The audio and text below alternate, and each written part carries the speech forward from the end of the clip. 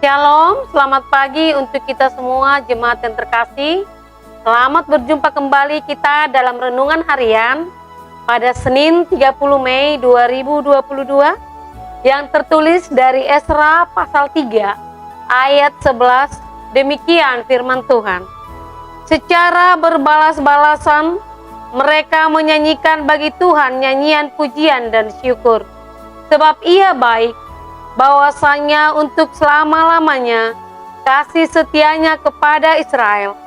Dan seluruh umat bersorak-sorai dengan nyaring sambil memuji-muji Tuhan, oleh karena dasar rumah Tuhan telah diletakkan. Saudara-saudara terkasih, banyak alasan setiap orang untuk selalu mengucap syukur kepada Tuhan. Berbagai alasan yang boleh disebutkan, atau jika Inang bertanya, di dalam setiap perjalanan hidup kita ini, mungkin berbagai alasan akan kita sebutkan masing-masing mengapa kita mengucap syukur kepada Tuhan. Mungkin kita akan memberikan jawabannya, mungkin karena kita diberikan umur yang panjang, atau juga karena kita disembuhkan dari penyakit, atau juga diselamatkan dari mara bahaya. Tetapi untuk saat ini kita melihat sukacita yang sungguh luar biasa yang boleh dirasakan oleh bangsa Israel di dalam buku Esra dalam renungan harian ini. Bahwasanya mereka mengucap syukur dengan sukacita, dengan puji-pujian dan nyanyian bagi Tuhan, karena alasan mereka dasar rumah Tuhan yang telah diletakkan, atau dalam bahasa Batak alanang dibain ojahan ni joro ni Jehovah.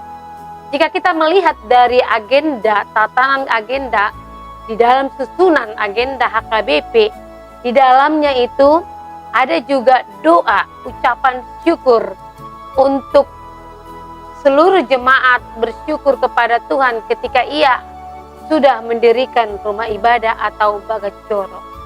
Dikatakan juga dalam bahasa Bataknya adalah meletakkan batu ojahan. Nah, untuk itu saudara terkasih, sungguh sangat luar biasa dikatakan dalam nat ini mereka dapat memuji memuliakan nama Tuhan, karena di dalam proses mulai dari dasar pembangunan mereka dinaungi oleh kasih setia Allah untuk boleh melaksanakan ataupun mengerjakan rumah ibadah atau bagacoro tersebut. Namun pada saat ini juga ucapan syukur yang mereka ungkapkan atau mereka sampaikan dengan seruan nyanyian mereka hanya kepada Tuhan. Mereka hanya mengingat bahwasannya kebaikan Tuhan untuk selama-lamanya kepada bangsa Israel ketika itu sungguh sangat luar biasa. Dan seluruh umat bersorak-sorai.